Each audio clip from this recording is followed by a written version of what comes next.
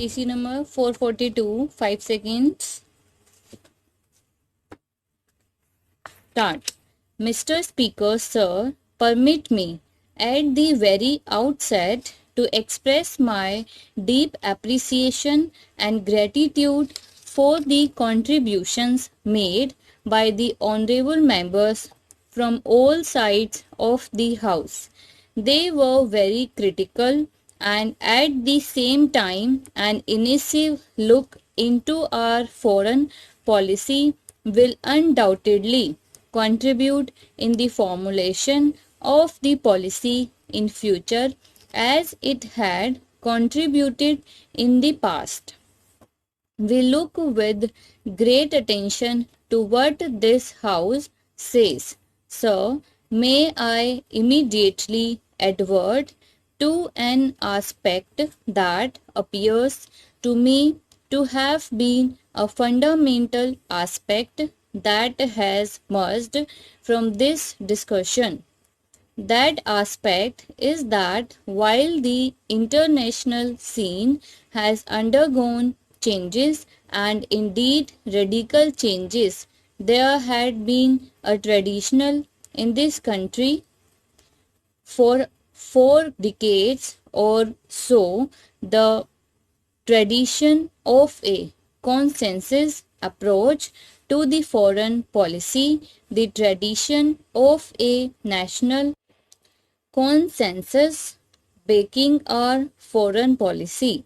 I see that tradition today. I saw it the other day, and I saw it throughout this debate to the national consensus on foreign policy in spite of the radical changes that have taken place in the world.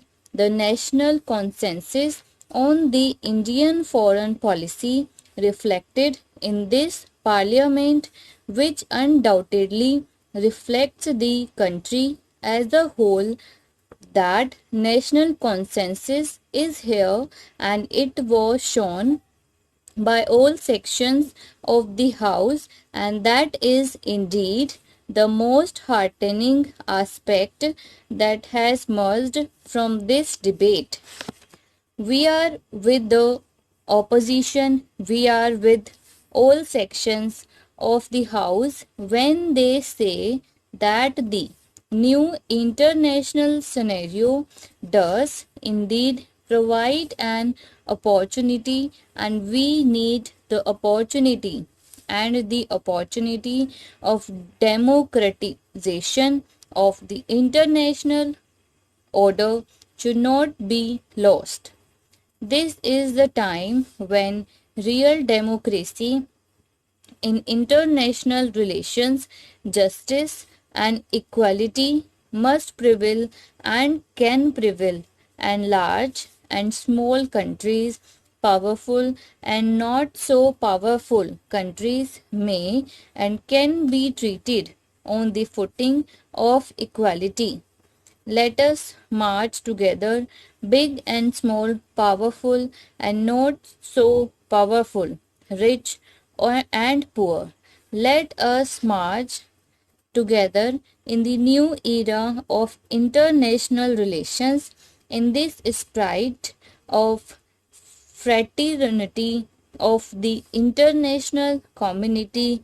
It is possible that this can be done, and therefore we are with you, we are with the opposition, and we are with all sections of the House, irrespective of their political fold and irrespective of their party affiliation. When we speak of democracy of the international order, we are also with the House and the opposition when we speak about democratization of the most important instrument of the international order of international operation, that is democratization of the United Nations organization itself.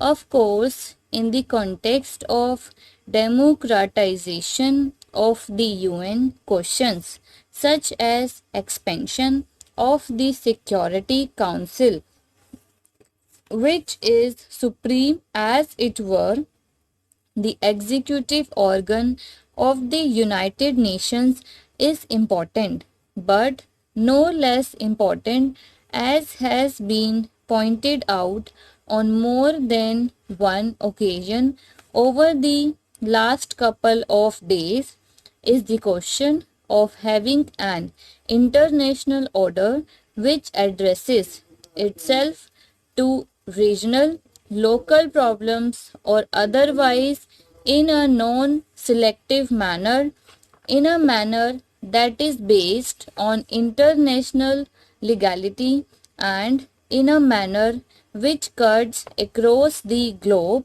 and deals with situations on merit and law.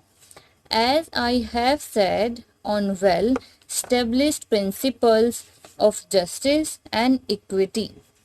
So, the debate has established this consensus and indeed this unanimity of views on the relevance of the non-aligned movement.